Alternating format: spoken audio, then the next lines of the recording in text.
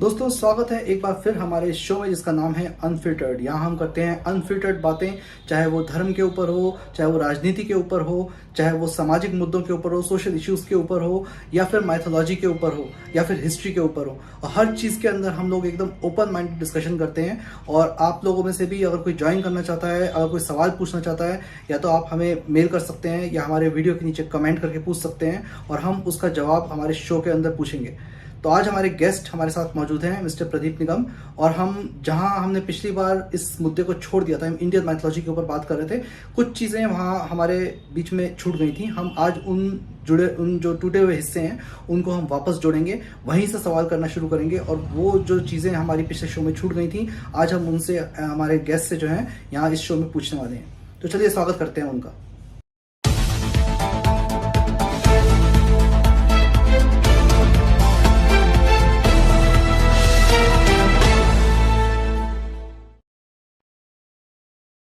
तो शुरू करते हैं हम आज का एपिसोड। बहुत बहुत स्वागत है आपका हमारे इस एपिसोड में। पिछली बार जब हम बात कर रहे थे तो काफी सारे मुद्दों के ऊपर बात रह गई थी, बीच बीच में कुछ चीजें छूट गई थी। जैसे कि हम महाभारत के ऊपर बात कर रहे थे, महाभारत से कुछ चीजें छूट गई थी। तो हम अगर स्टार्ट करेंगे तो सबसे पहले जो बहुत ही एक अहम सवाल उठा था, जब ये बात आई थी, एक सवाल मैंने पूछा था कि धर्म, लोग कहते हैं खतरे में आ गया, हम धर्म के लिए लड़ रहे हैं। तो उस पर आपने कहा था कि पहले तो लोगों को पता होना चाहिए कि धर्म क्या है। तो आज हम इसी से शुरू करेंगे कि धर्म की परिभाषा आपके हिसाब से क्या होनी चाहिए। देखो, किसी भी भाषा में एक शब्द के कई अर्थ हो सकते हैं। तो एक प्रधान अर्थ होता है और अन्य गौण अर्थ होते हैं जो उससे पैदा होते हैं, व्युत्पन्न होते हैं, जो उनसे मतलब एक्वायर्ड किए जाते हैं, उनसे लिए जाते हैं। तो हम्म। धर्म शब्द का प्रधान अर्थ तो है धारण करना। तो धारण करना, धारण कौन करेगा? धारण द्रव्य करेगा। धर्म जो है वो द्रव्य धारण करता है। द्रव्य में जो है वो गुण रहते हैं और क्रिया रहती है। तो इसलिए जो धर्म है वो द्रव्य में रहेगा। और धर्म का मतलब है गुण। जो कोई जो पदार्थ है, जो भी द्रव्य है, उसके अंदर जो गुण होते हैं उसको मेन रूप से धर्म कहा गया है। तो धर्म का पालन करने का, धर्म की रक्षा का मतलब है धर्म का पालन करना। आप धर्म की रक्षा कैसे करोगे? वो तो गुण है। गुण तो द्रव्य नहीं है। किसी की तुम रक्षा करोगे तो किसी द्रव्य की रक्षा करोगे, किसी वस्तु की रक्षा करोगे। लेकिन वो तो वस्तु ही नहीं है ना, धर्म तो गुण है, और गुण की रक्षा तो उसके पालन से होगी। तो उसका पालन करना ही उसका गुण, उसका धर्म का जो है वो उसका रक्षा करना है। तो प्राकृतिक गुण जो होते हैं, कुछ प्राकृतिक गुण होते हैं, कुछ उपार्जित। उपार्जित गुण होते हैं एक्वायर्ड गुण। एक्वायर्ड गुण जो है वो हम संस्कार से या वैसे रहते हैं, और प्राकृतिक गुण जो जन्म से हर एक के अंदर होते हैं। हम्म। तो उस गुण को सब में, किसी भी पदार्थ में, कोई भी पदार्थ हो, चाहे वो चेतन हो अचेतन हो, जिसमें भी है, सब में गुण होते हैं, वो धर्म होता है। और उपार्जित जो होता है, जो हम सीखते हैं, उपार्जित तो एक जो गुण है ना, वो मनुष्य के अंदर होता है। मनुष्य के अंदर एक विशेष गुण है जिसको कहते हैं चिंतन। मनुष्य ही चिंतन करता है। और चिंतन जब करता है तो उससे वो कुछ बाहर के गुण एक्वायर कर लेता है। जो सीखता है, संस्कारों से सीखता है, अपने माँ बाप से सीखता है, गुरु से सीखता है, शिक्षा लेता है। तो वो जो ये गुण है, ये चेतन प्राणियों में होता है और वो एक्वायर लेता है। तो धर्म, जिसको धर्म आजकल हम कहते हैं, जिसको धर्म मानते हैं, उसके लिए दो श्लोक हैं। पहला श्लोक तो आता है, उसमें आपको महाभारत में मिलेगा, महाभारत के शांति पर्व में। शांति पर्व में भीष्म ने धर्म के 8 लक्षण बताए हैं। अब उस लक्षण को आप पहले समझिए कि लक्षण क्या है, धर्म के लक्षण क्या है। उन्होंने बोला है, सत्यम दम शौचम दान ही तीक्ष्णता तपे धम क्षमा, एतद धर्मस्य लक्षणम यद उक्तम पुरुषर्षभ है। इसका मतलब सत्य बोलना, दम मतलब इंद्रियों पर नियंत्रण रखना, शौच शारीरिक मानसिक शुद्धता, दान जरूरतमंदों की सहायता देना, ही का मतलब अनैतिक कार्यों में लज्जा, तीक्ष्णता विवेक, तीक्ष्ण बुद्धि, तप आत्म संयम और त्याग, क्षमा दूसरों के अपराधों को माफ करना, करने की उदारता। ये जो 8 लक्षण बताए गए हैं, ये धर्म के लक्षण हैं। ऐसे मनुस्मृति में 10 लक्षण बताए हैं। मनुस्मृति में कहा है, धृति क्षमा दमोस्तेयम शोच मिंद्रिय निग्रह धीर विद्या सत्यम क्रोधो दशकम धर लक्षणम। मतलब धर्म के 10 लक्षण हैं, उसमें वही करीब करीब वही बातें आती हैं। धृति जो है वो मन की स्थिरता, क्षमा दूसरे के अपराध को माफ करना, दम इंद्रियों और मन पर नियंत्रण रखना, अस्त्य चोरी न करना, शौच शारीरिक और मानसिक शुद्धता, इंद्रिय निग्रह इंद्रियों को वश में रखना, धी विवेक और बुद्धिमता, विद्या ज्ञान प्राप्त करना, सत्य का पालन करना, अक्रोध क्रोध पर नियंत्रण करना, ये जो लक्षण है ये धर्म के लक्षण बताए गए। अब इनके लक्षण की तुम रक्षा कैसे करोगे? इसकी रक्षा का मतलब है कि इनका पालन करो। इनका पालन करोगे तो इससे का जो है वो धर्म होगा, और इसका पालन नहीं करोगे तो धर्म के विरुद्ध होगा। तो धर्म की रक्षा का मतलब है इन जो लक्षण बताए हैं ये जो है। अब आप हिंसा करो और धर्म की रक्षा कर रहे हो तो नहीं है ना, इसमें अहिंसा की बात हुई है, क्रोध ना करने की बात हुई है, सत्य की बात हुई है। इन सब का अगर पालन करते हो तभी धर्म है। तो ऐसे महाभारत में फिर धर्म की रक्षा के लिए एक श्लोक है, धर्म एव हतो हन्ति धर्मो रक्षति रक्षते तस्मात् धर्म न त्यज्यामि मानव धर्मो हस्तो वधीत। मतलब इस धर्म की रक्षा करोगे तो धर्म तुम्हारी रक्षा करता है। हम्म। अब यहाँ रक्षा का अर्थ आप रक्षा से कैसे लोगे? रक्षा का यहाँ अर्थ लेना पड़ेगा पालन से। आप धर्म के जो गुण बताए हैं, जो लक्षण बताए हैं, उनका पालन करोगे तो उससे धर्म की रक्षा होगी। और जब धर्म की रक्षा होगी तो तुम्हारी रक्षा होगी। मतलब कि तुम ये अच्छे जितने भी वो बताए हैं कि इन सबको पालन करोगे तो तुम्हारे धर्म की रक्षा होगी, और तुम्हारे से इनकी तुम्हारे से रक्षा होगी। तो इसलिए जो धर्म का दूसरा अर्थ लेते हैं पूजा पाठ और अलग अलग से, वो धर्म का मतलब नहीं है। धर्म का मतलब तो ये है। तो हाँ ये है कि पूजा पाठ की जो पद्धति हमने एक्वायर्ड, जो वो धर्म हमने धारण कर लिया है कि हम इस पद्धति से पूजा करेंगे, इस पद्धति से काम करेंगे, उसको हम मान सकते हैं गौण रूप से। लेकिन प्राथमिक रूप जो है ना, प्रधान रूप तो धर्म का है गुण। और गुण को धारण किया जाता है, धारण का मतलब उसका पालन करना। तो इसलिए इसको पहले समझना पड़ेगा कि आप धर्म की रक्षा किस प्रकार करोगे। धर्म की रक्षा अपने धर्म का पालन करने से ही होगी, ना कि दूसरे पे हिंसा करके। तो इसलिए जो भी धर्म की रक्षा के नाम पे कुछ खास तौर करता पे मुझे है। लगता है कि आज के टाइम में एक तो जैसे हमारा जो प्राकृतिक धर्म है, जो गुण है प्राकृतिक, और एक जो समाज हमें देता है जो सामाजिक है, जो एक्वायर्ड है। तो मुझे लगता हम्म। है लोग आजकल धर्म के नाम पे जो कहते हैं हम रक्षा कर रहे हैं, वो बेसिकली अपनी उस कम्युनिटी को बचाने के लिए, उस कम्युनिटी को बढ़ाने के लिए उसके ऊपर बात करते हैं, ना कि धर्म के बारे में। देखो कम्युनिटी को बचाने की बात भी जहां तक है, क्योंकि पहले बोला द्रव्य पदार्थ, पदार्थ में गुण रहते हैं। आप अपने इमारतों की रक्षा कर रहे हो, आप नहीं, अपनी जैसे लोग कहते हैं संपत्ति ना, की रक्षा कर। हिंदू ज्यादा होने चाहिए, वो कहते हैं मुस्लिम ज्यादा होने चाहिए, तो ये तो कम्युनिटी है। हाँ कम्युनिटी है ना, और ये धर्म नहीं है एक्चुअल में। धर्म का तो इससे मतलब ही नहीं है। अगर इसको हम इंग्लिश शब्द रिलीजन से लेंगे तो रिलीजन का अर्थ क्या है, रिलीजन का मतलब क्या है, पहले तो इसको ही समझ लो। अंग्रेजी का हम रिलीजन शब्द तो इस्तेमाल करते हैं, रिलीजन का अर्थ कितने लोग जानते हैं कि रिलीजन शब्द कहाँ से आया, इसकी उत्पत्ति कैसे हुई और इसका मतलब क्या है?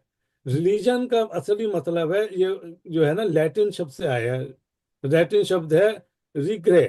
रिग्रे का मतलब होता है कि एक आपस में जोड़ना, आप एक कम्युनिटी बनाना, एक जोड़ना।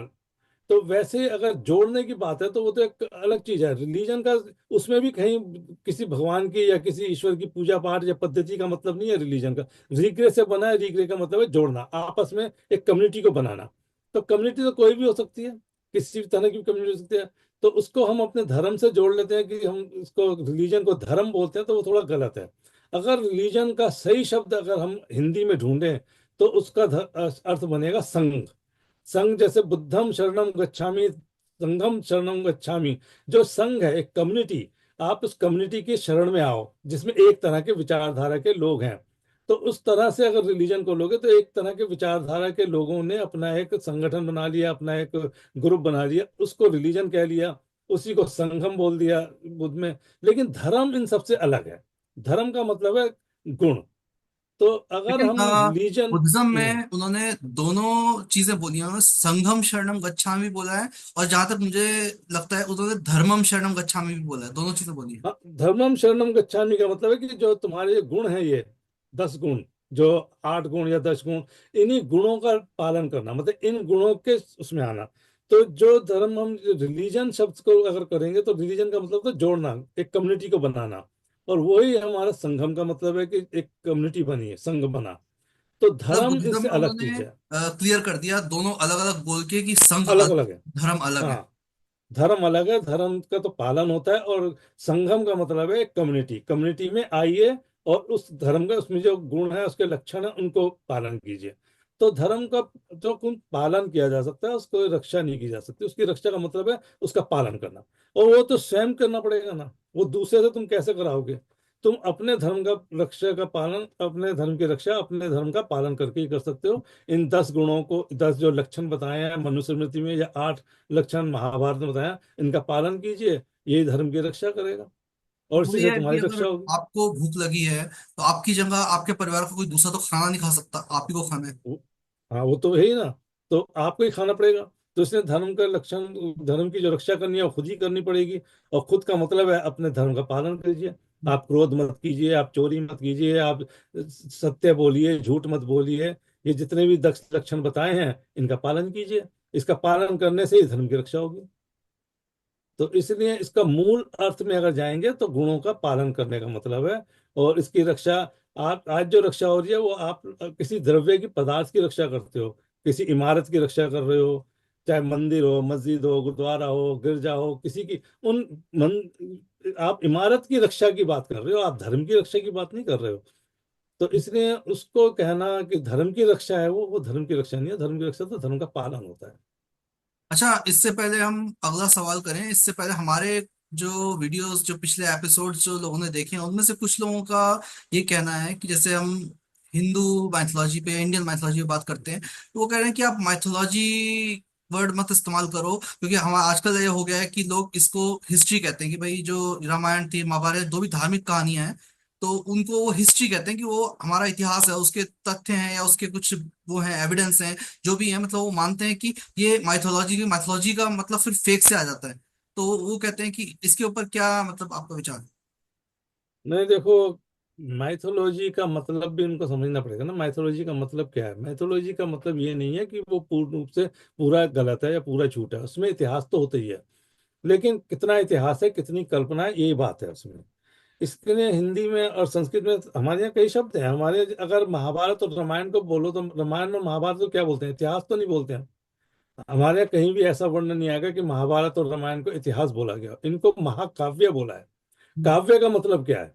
काव्य का मतलब है कि एक कविता, एक काव्य है जो उसमें उसको रचना की गई है। तो काव्य में कुछ इतिहास होता है, कुछ कवि की कल्पना होती है। अब आपने कोई वो अपनी आंखों से तो देखा नहीं है। आपने तो कुछ जो कहानी थी या कुछ जानते थे इतिहास की, जो उनके इंसिडेंट्स को या इवेंट्स को जानते हो, उन इवेंट्स को उसको लेके आपने एक जो है वो ग्रंथ लिख दिया। तो उस ग्रंथ में आपने कुछ कल्पना की, कुछ सोचा कि उन्होंने क्या कहा होगा, कैसे कहा होगा, किस तरह की स्थिति रही होगी, उन सबको लेके आपने कल्पना से उस इतिहास को जोड़ने की कोशिश की है। तो उसमें पूर्ण रूप से इतिहास तो नहीं है, कुछ तो कल्पना है, कुछ इतिहास है, दोनों चीजें हैं। इसीलिए उसको माइथोलॉजी बोला है।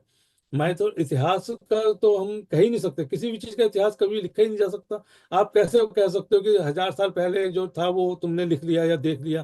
तुमने ना तो देखा ना सुना। और वो नहीं, 1000 साल पहले भी उसको जिसने लिखा। कविता के रूप में लिखने का ये भी एक वो रहा होगा, ताकि, क्योंकि क्या होता है, हमें कहानियां इतनी जल्दी याद नहीं होती, कविताएं याद भी जल्दी हो जाती है, तो क्या पता कि लोगों को याद रहे वो, इसलिए उसको काव्य की फॉर्म में लिखा गया हो। हाँ, काव्य की फॉर्म में लिखा गया। और दूसरा क्या है कि उनमें थोड़ी अतिशोक्ति होती है। अतिशोक्ति का मतलब कुछ को बढ़ा चढ़ा के लिखा जाता है। जो जो भी अपने हीरो अतिशयोक्ति। होते हैं, हाँ, उसके बारे में लिखा जाता है, थोड़ा उसको बढ़ा चढ़ा के बताया जाता है उसके बारे में। तो उसमें कुछ कल्पना होती है, कुछ वो होती है। अब किसी को क्योंकि कि वो आदमी अब आप अगर हाँ। रामायण महाभारत का एग्जांपल लो, तो कई चीजें ऐसी हैं जो कि लगता है हाँ एक नॉर्मल चीज है जो हुई होगी, जैसे अब वनवास जाना, या युधिष्ठिर का जुए में हारना, या उन्होंने अपना राज्य ले लिया उनका, ऐसी चीजें हैं हम्म, जो कि एक normal day to day life में हम आज भी देखते हैं, एक दूसरे की प्रॉपर्टी ले हम्म, ली, किसी को किडनैप हम्म, कर लिया। हम्म, लेकिन हम्म, कई चीजें ऐसी हैं, मान लो अगर जैसे पुष्पक विमान है, तो भी हम मान लें कि उस समय का विज्ञान था या जो भी था, लेकिन किसी के 10 सिर होना, या किसी को पैर लगाया तो वो अहिल्या जो है वो पत्थर से औरत बन गई, ये ऐसी चीजें हैं जो कि माइथोलॉजी साइड से ज्यादा ताल्लुक रखती हैं, कि मतलब यही हम मान नहीं सकते कि एक्चुअली ऐसा हुआ होगा। देखो, वही वो मैंने बताया ना कि जो अतिशोक्ति में या उसके बढ़ा चढ़ा के लिखने में, अब रावण के 10 सिर का मतलब ये तो नहीं है कि उसके 10 सिर ही होंगे। ये है, हमारे यहाँ दिशाओं को माना गया 10 दिशाएं। उसका जो राज था वो 10ओं दिशाओं में, वो 10ओं दिशाओं में अपना राज रखता था, अपनी 10ओं दिशाओं में वो कंट्रोल कर सकता था। तो इसलिए उसके 10 सिर बता दिए गए हैं कि उसके 10 सिर होते थे। 10ओं दिशाओं में उसका जो था रूल हुआ करता। वैसे तो हम भी खड़े होते हैं तो हमारे चारों तरफ भी 10ओं दिशाएं हैं। 10ओं दिशाएं तो हर एक के चारों तरफ ही 10ओं दिशाएं होती हैं, जिस हिसाब से हम मानते हैं। अंग्रेजी में अगर बोलो 4 दिशाएं, लेकिन वैसे 4 दिशाएं नहीं, हम 10 दिशाएं मानते हैं, क्योंकि 4 दिशाएं उनके बीच का मान है उत्तर पूर्व आठ पूर्व तो उत्तर, वैसे ही इस हो तरह से जाती है, क्योंकि 8 हम वैसे जैसे हो। और नॉर्थ ईस्ट, हाँ, नॉर्थ साउथ हाँ, ऐसे बोलते हैं तो वो। 8 ही हो गई, और एक ऊपर और एक नीचे। हम्म। हमारे ऊपर और नीचे इन दो को मानोगे दिशा, तो 8 और 2 ये 10 हो गई ना दिशा। तो 10 दिशाओं पर उसका राज था, ये कहने के लिए उसके 10 सिर बता दिए हैं। अब अहिल्या का पत्थर होना, पत्थर तो हम कहते हैं कोई आदमी किसी को दुख होता है, किसी को कोई बुरा कह दो तो वो पत्थर कितना हो गया, तो क्या वो पत्थर हो जाता है? हम्म। वो उसके जो फीलिंग है, उसके जो भाव है, वो पत्थर कितना हो गया, मतलब कि अब उसके अंदर कोई फीलिंग नहीं रही, अब वो जो है बहुत अपने आप दुखी है, परेशान है, उसको किस तरह से हो गया। तो अहिल्या को जब उसके पति ने श्राप दिया या उसको छोड़ दिया, तो उसका जो है, उसके जो सोच है, वो जो है उसके पत्थर की तरह हो गई वो। अब उसके अंदर कुछ रहा ही नहीं, शोक नहीं रहा, कुछ नहीं रहा, उसकी इच्छा नहीं रही, सब कुछ खत्म हो गया, पत्थर की तरह हो गई वो। तो उसको एक अतिशयोक्ति में पत्थर बता दिया। वो किसी को कहा कि इसकी आंखों से क्रोध अग्नि निकल रही है, तो क्या आग निकलती है? किसी को कहा कि वो पत्थर सा हो गया मुंह, तो पत्थर थोड़ी हो जाता है। तो ये सब चीजें अतिशयोक्ति में बोली जाती हैं, बता दी जाती हैं। कवि का एक तरीका है अपनी बात को रखने का। तो आप कवि की बातों को सच्ची मान लो, तो वो तो फिर गलत हो गया ना। कवि की बात को कल्पना के रूप में उसको समझो कि उसका अर्थ क्या है, उसने कहा क्या है, उसका कहने का मतलब है, उसने उसको बहुत गहराई में बताया है कि इसको कितना दुख हुआ कि पत्थर जैसा हो गया, उसको हम्म। कितना क्रोध आया कि उसकी आंख से आग निकल पड़ी। तो इसका मतलब थोड़ी सच में आग निकल आई, लेकिन उसका कहने का मतलब यह है कि बहुत गुस्सा आया। उसने अपने बहुत जो है ना उसको बताने का एक तरीका बताया कवि ने। एक कविता का, कवि की अपनी कल्पना होती है इसको बताने की। अच्छा, हमने पिछले एपिसोड में महाभारत के ऊपर बात की थी। महाभारत में हम लोग दुर्योधन का कैरेक्टर देखते हैं। दुर्योधन हम्म, जो था, उसको कहीं कहीं संवाद ऐसे हैं जहां पर सुयोधन कहा गया है। तो इसका हम्म। उस दुर्योधन का नाम असल में क्या वाकई दुर्योधन था, या उसको उसके दुर्व्यवहार की वजह से दुर्योधन कहते थे? देखो, दुर का मतलब समझना पड़ेगा। दुर का मतलब, हमने जो दुर का मतलब बुरे से ले लिया है वो नहीं होता। दुर का मतलब बुराई नहीं होता, दुर्गम भी होता है। दुर्गम, दुर्गम से भी दूर का इसका मतलब निकलता है। दुर्गम मतलब मुश्किल, जो कठिन काम हो। हम्म। तो योधन, योधन मतलब युद्ध। युद्ध में जिसको जीतना कठिन हो, जिसको मुश्किल हो, उसको दुर्योधन बोला गया, इसलिए उसका नाम दुर्योधन रखा गया। दुर्य का मतलब यहाँ बुरा नहीं है, बुरे बुरे नहीं रखा हुआ है, दुर्भाव से नहीं रखा हुआ है नाम।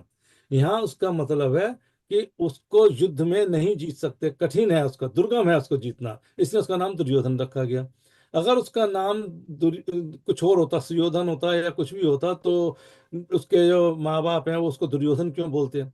उसका कहीं भी किसी ने भी नाम जब लिया है, चाहे वो भीष्म पितामह ने लिया हो, चाहे वो उसके पिता धृतराष्ट्र ने लिया हो, या उसकी माँ ने लिया हो, सबने दुर्योधन ही बोला है उसको। हाँ, उसका संबंध आता है सुयोधन बोलने का। धृतराष्ट्र इसने, युधिष्ठिर ने कई जगह बाद में जब उसको वनवास मिला तो उसने सुयोधन बोला है। अब क्या उसने उसको अच्छाई के लिए सुयोधन बोला है?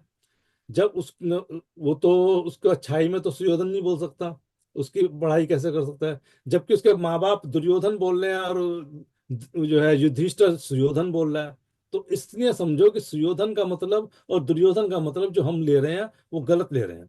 सुयोधन का मतलब है, जब युधिष्ठिर इस बात को बोल रहा है सुयोधन, और भीम को बताता है कि सुयोधन, तो उसका कहने का मतलब है जिसको युद्ध में तुम जीत सकते हो, सुगम है, उसको जीतना सुगम है।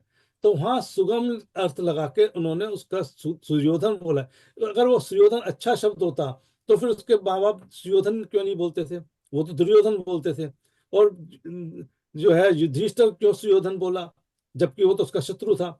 सुयोधन उस भीम को यह समझाने के लिए कि वो सुगम है जीतने में, तुम उसको सुगमता से जीत सकोगे, वो सुयोधन, इसलिए उन्होंने सुयोधन बोला है बार बार। और बाकी सब ने उसको दुर्योधन नहीं बोला है। तो दुर का मतलब हमको लेना पड़ेगा जो जिसको जीतना मुश्किल हो, दुर्गम है, जिसको जीतना मुश्किल है, उसके लिए उसके माँ बाप ने उसका नाम दुर्योधन रखा। और जो युधिष्ठिर ने बोला है भीम को, या बार में बार बार बोला है सुयोधन, उसका मतलब यह है कि उसको तुम जीत सकोगे। सुयोधन है, आसानी से जीता जा सकता है, क्योंकि उसमें बुराई है, उसको जीतना आसान है, तो इसने सुयोधन बोला है।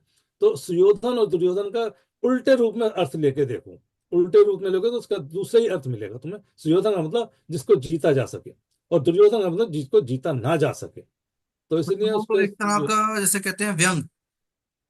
हाँ, उसने व्यंग में बोला है सुयोधन।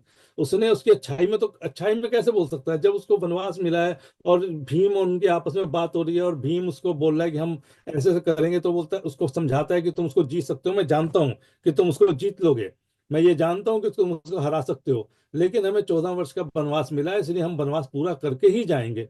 तो इसलिए उसने सुयोधन बोला है।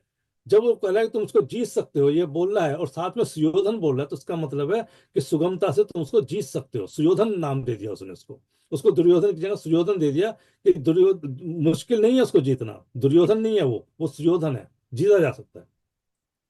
तो यहाँ पे उसको अर्थ को ढंग से लेना पड़ेगा, क्योंकि आप उसके अर्थ अपने मर्जी से ऐसे निकालोगे तो गलत अच्छा, निकलेंगे बहुत। दुर्योधन जो है वो तो गलत था, या मतलब चलो कह सकते हैं कि अधर्म की तरफ था। बट वो अपने तरफ से तो यही सोच के लड़ा कि मैं धर्म की तरफ से लड़ रहा हूँ, मैं धर्म, मैं सही हूँ, है ना। हाँ, उसके लिए तो उसको ये माना सकता है कि वो, उसने जिसको धर्म माना उसी के लिए लड़ा। हम्म। उसने कभी भी उसको गलत नहीं माना, उसने जो भी धर्म सही माना उसने तो सही मान के लड़ा है ना। कोई भी जब युद्ध करता है तो वो सही, अपने आप को सही मान के युद्ध करता है। तो उसने भी अपने आप को सही माना है, उसने सोचा है कि मैं धर्म के साथ हूँ, और वो धर्म के साथ रहा है। और जिस चीज को उसने माना है उसी के अंत तक उसके साथ रहा है, उसने उस चीज को छोड़ा नहीं है। उसने हमेशा उसी का, जिसको उसने धर्म माना उसको ही माना और उसके साथ रहा वो। बाकी जो दूसरे लोग हैं, वो जब मानते हुए कि धर्म उसके साथ नहीं है फिर भी उसके साथ थे, तो वहां अधर्म हो गया। जो लोग ये मानते थे कि दुर्योधन धर्म के साथ नहीं है और फिर भी दुर्योधन के साथ थे, तो क्या वो धर्म के साथ थे? इनसे अच्छा तो फिर दुर्योधन ही हुआ, जिसने जिसको भी माना उसको तो माना तो सही ना, उसके साथ ही रहा ना, चाहे वो गलत ही था, लेकिन उसने उसको, उसी को सही माना और सदा उसके साथ रहा। और दूसरे ये मानते हुए कि ये गलत है फिर भी साथ रहे, तो गलती किसकी ज्यादा है? गलती उसकी ज्यादा है जो जानते हुए गलती करे या जो अनजाने में करे। दुर्योधन अनजाने में, जिसको पता ही नहीं है धर्म और धर्म क्या है, तब वो अधर्म के साथ चल रहा है। और जो जानते हैं धर्म क्या है और फिर अधर्म के साथ चल रहे हैं, तो पाप किसका ज्यादा बड़ा है? तो इस पे पाप हमने उनका पहले ज्यादा भी बड़ा है। बात की थी ना कि देशभक्ति जो है वो भी सही नहीं है, क्योंकि देशभक्ति के चक्कर में अगर आप सही गलत भूल जाओ, आपका देश अगर मान लो हमला, आप जब पाकिस्तान से कोई हमला करता है तो हो सकता है पाकिस्तानी उसको सही समझे, लेकिन वो अपने देशभक्ति के चक्कर में उस चीज को सही जस्टिफाई करेंगे। तो वो, देशभक्ति सोच के नहीं कर। अब देखो, टेररिस्ट हैं, आतंकवादी हैं, वो भी अपने आप को तो ये नहीं कहते कि हम गलत हैं। हम मानते हैं कि वो आतंकवादी है, पूरा समाज मानता है, दुनिया मानती है, लेकिन वो उसको गलत नहीं मानते, वो उसको धर्म मान के चलते हैं। तो हमें ये देखना पड़ेगा कि सच्चाई क्या है, धर्म किस में है। गलत करने वाला गलत कर आप रहा है, उसको गलत। इसका भी एग्जांपल ले लो, चाहे उसामा बिन लादेन का ले लो एग्जांपल, या जो भी टेररिस्ट हैं, जो भी ऑर्गेनाइजेशन है, वो जिस के सपोर्ट में लड़ रहे हैं वो लोग के लिए तो वो क्रांतिकारी हुए ना। वो क्रांतिकारी हुए, लेकिन क्या है कि उसमें, क्योंकि समाज ने जो कानून बनाया, रूल बनाया, वो उस कुछ लोगों के लिए है, उनका जो है ना, उनका जो काम है वो कुछ लोगों के लिए है। और जब हम सब पूरे समाज को लेके सोचते हैं, तब हम उसमें बड़े प्रोस्पेक्ट में सोचते हैं कि पूरे समाज पे क्या असर पड़ेगा। तो वो एक छोटे अपने, एक ग्रुप या अपने एक सोसाइटी या अपना एक धर्म समझ लो, जिसको वो मानते हैं उसके लिए कर रहे हैं, पूरी मानवता के लिए नहीं कर रहे। तो जब हम मानवता को लेके चलेंगे तब फिर बड़े उसमें सोचेंगे, तो वो टेररिस्ट माने जाएंगे और वो गलत माने जाएंगे, क्योंकि उन्होंने मानवता के खिलाफ किया है। हाँ, हो सकता है उससे उनके कुछ लोगों को फायदा होता हो। अब जो बेईमानी करता है, जो चोरी करता है, तो उसके परिवार को तो फायदा होता ही है ना। चोरी तो चोरी है, लेकिन चोर तो ये अपने परिवार को तो वो फायदा दे रहा है ना, उस घर वालों को तो वो पैसा दे रहा है, अच्छी तरह से सहूलियत दे रहा है, चोरी करके वो सब कुछ कर रहा है, रिश्वत लेके आदमी अपने घर परिवार को पालता है, तो उसके लिए तो वो सही है। लेकिन पूरे समाज पे इसका क्या असर पड़ेगा, इस पे अगर सोचेंगे तो वो गलत होता है। नहीं तो वो तो अपने परिवार के लिए तो अच्छा ही कर रहा है ना, अपने परिवार के लिए बेईमानी कर रहा है, पैसा ला रहा है, रिश्वत ले रहा है, कुछ भी कर रहा है, परिवार की जरूरत पूरी कर रहा है। तो उसको कैसे, वो उसके परिवार के लिए तो वो सही है, लेकिन पूरे समाज के लिए वो सही है या नहीं है, इसको सोचना पड़ेगा। तब हम जब किसी को आतंकवादी या किसी को टेररिस्ट बोलते हैं, तो पूरे समाज पे उसका क्या असर पड़ रहा है उसको देख के बोलते हैं। इसलिए नहीं बोलते कि वो गलत है क्या है, पूरे समाज के लिए वो सही नहीं है। उसके कुछ लोगों के लिए तो सही हो सकता है, उसके परिवार के लिए सही हो सकता है, उसके देश के लिए सही हो सकता है, उसके कुछ लोगों के लिए, लेकिन पूरे समाज, पूरी मानवता के लिए वो सही नहीं है। तो उसको हम गलत ही मानेंगे, उसको आतंकवादी मानेंगे, उसको टेररिस्ट ही मानेंगे। अच्छा, ये जो हम पूजा करते हैं, और पूजा मतलब मैं पूजा की ही बात नहीं कर रहा, चाहे नमाज हो, चाहे बाइबल हो, चर्च में प्रे करना, किसी भी धर्म में जो पूजा करते हैं, जिसको हम स्तुति करना या अर्चना जो भी कहते हैं, इसका क्या इम्पोर्टेंस है? मतलब हमारे धर्म से रिलेटेड अगर देखें तो हमारी लाइफ में इसका पूजा करने का क्या इम्पोर्टेंस है? तो पूजा का मतलब होता है कि हम किसी शक्ति को, किसी ईश्वर को या किसी को माना है, उसको हम उसकी स्तुति करते हैं, उसकी जो है उसके बारे में बोलते हैं कि वो बहुत अच्छा है, महान है, वो हमारी रक्षा कर सकता है। तो उससे हम, स्तुति में दो चीजें होती हैं। एक तो होता है उसकी बढ़ाई करना, उसकी तारीफ करना, उसके जो है उसकी बड़ी बातें बताना। दूसरा, उसके अपनी इच्छाओं की पूर्ति के लिए उससे कहा जाता है कि मेरी इच्छा पूरी करो। जैसे लोग पूजा करते हैं, मुझे परीक्षा में पास कर दो, हे भगवान मुझे परीक्षा में पास कर दो, हे भगवान मुझे खूब धन दौलत दो, हे भगवान मुझे शांति दो। तो ये जो एक इच्छाएं हैं अपनी, उनसे मांगी जाती हैं स्तुति में। ये पूजा का एक तो ये है। दूसरा ये है कि उसकी स्तुति की जाती है कि आप महान हो, आप बड़े हो, आप सब कुछ करने वाले हो आप।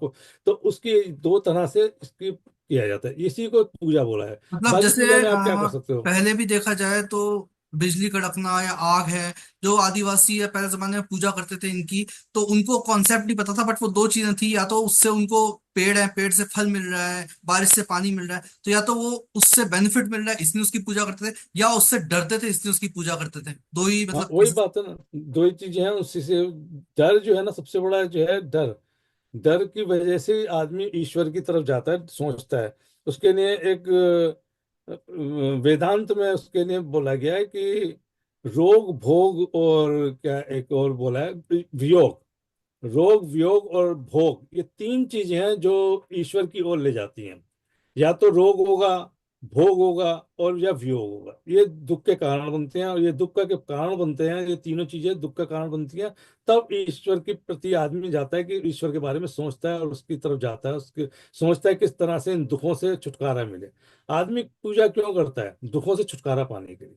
कोई भी किसी धर्म को मानता है तो किस लिए मानता है? दुखों के छुटकारा के लिए, किस दुख का छुटकारा मिले और सुख मिले।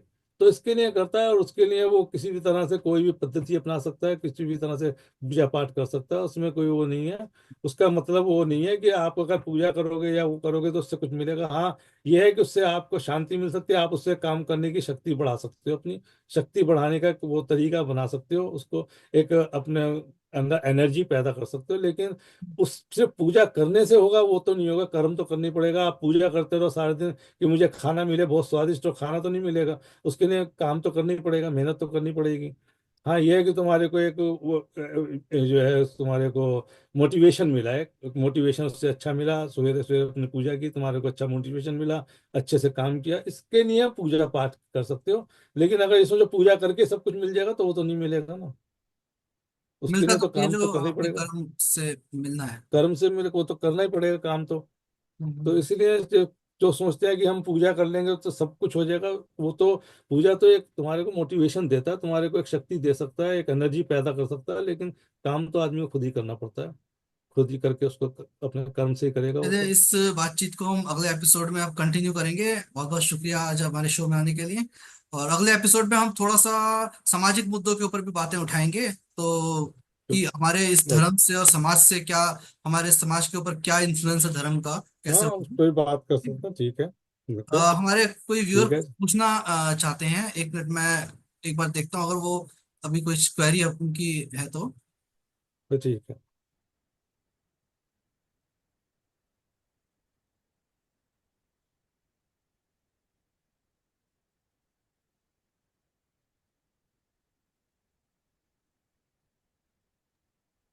Hello. हेलो, नमस्ते। Hello. Yes, sir. हाँ जी, Sir, I नमस्ते। was I was inspired by your discussion in thank you, previous episodes as well. Thank you. Sir, I wanted to know. Yeah, in the start of the discussion, you mentioned 10 लक्षण of dharma. तो yes, मैं ये yes. जानना चाहता था कि जो 10 लक्षण है धर्म के, उनमें से जो हम प्रैक्टिकल लाइफ में जो हम जिससे रिलेट करते हैं, वो जैसे यज्ञोपवीत होता है आफ्टर हम्म, सर्टेन एज। हम्म, हिंदू धर्म में यज्ञोपवीत होता है, तो hmm, sir is it related because उसमें भी चार दान का आई मीन मेंशन है, और काफी सारी रेस्पॉन्सिबिलिटीज दी गई हैं विच आर रिलेटेड टू 10 लक्षण ऑफ धर्म। तो वो किस किस तरह से रिलेटेड है? ऐसा है कि हमारे हिंदू धर्म में इसको जब यज्ञोपवीत जिसको बोलते हैं, यज्ञोपवीत आजकल तो अब ब्राह्मणों में ही रह गया, ब्राह्मण लोग करते हैं, लेकिन पहले हो सकता है कि समाज में सभी का होता था। उसका कारण क्या है कि यज्ञोपवीत का मतलब होता है कि एक तो हम जब पैदा होते हैं तो उसके टाइम तो सबके गुण एक से ही होते हैं। उसमें कुछ सब सिर्फ जैसा बच्चा होता है उसको खाना चाहिए, पानी चाहिए, जो भी चाहिए वो उसके हिसाब से वो एक जानवर ही है ना, वो एक जानवर की तरह होता है। मनुष्य एक जानवर है, वो जानवर की तरह ही पैदा होता है, जानवर की तरह ही वो बिहेव करता है बचपन से। लेकिन जब उसको शिक्षा दी जाती है, शिक्षा देने का मतलब होता है, उसका यज्ञोपवीत का मतलब होता है कि आज से उसको शिक्षा दी जाएगी। और जब उसको शिक्षा मिल जाती है तब उसका दूसरा जन्म माना गया। उसको दूसरा जन्म का उसको कहा द्विज, द्विज बोला जाता है ना, इसलिए उसको जब उसका यज्ञोपवीत हो जाता है उसके बाद उसको द्विज बोला गया। द्विज का मतलब उसका दूसरा जन्म। पहला जन्म तो एक मनुष्य का जो है वो जानवर की तरह होता है, वो पशु है। और जब वो शिक्षा लेता है, शिक्षा लेने के बाद जब वो अपने धर्म में जाता है, धर्म का मतलब अपने काम में जाता है, किसी भी जिसने भी जैसे भी उसके कर्म है, जो भी उसका काम है, जिस काम में जाता है वो पढ़ के शिक्षा लेके तब वो द्विज हो जाता है। और तब वो जो है दूसरा जन्म होता है, वो एक्वायर्ड गुण ले लेता है। तब वो उसको ब्राह्मण बना लो, क्षत्रिय, वैश्य, जो भी हमारे चार वो माने गए हैं, वो जब उस धर्म में प्रवृत्त होता है, उसको करने लगता है, तब उसका वो जो है दूसरा जन्म माना गया। पहला जन्म सबका एक होता है, सब एक ही तरह से होते हैं, पशु की तरह ही होते हैं। इसलिए जब किसी का जन्म होता है तो उसको उसको नहीं वो माना जाता है कि तब तक उसके सूतक लग गया, उसको शुद्ध नहीं माना जाता। बाद में उसको शुद्ध किया जाता है, सब कुछ किया जाता है, तो उसको पशु ही माना गया। मनुष्य जब हम भी इसको जन्म लेता है अपने अगले एपिसोड में इसी क्वेश्चन को कंटिन्यू करेंगे और आगे आपसे और इसके ऊपर बात करेंगे। अभी फिलहाल हमारे शो का टाइम खत्म हो रहा है, तो हम इस पे आगे ठीक है। चर्चा करेंगे। ठीक है, बहुत बहुत ठीक है। शुक्रिया आज ओके, हमारे शो में धन्यवाद, आने के ओके, लिए, और हम थैंक यू शुक्रिया, अगले सो एपिसोड मच। में शुक्रिया। बने थैंक रहेंगे। You so much sir, thank you so sure. Much Gaurav. Thank you. Thank you.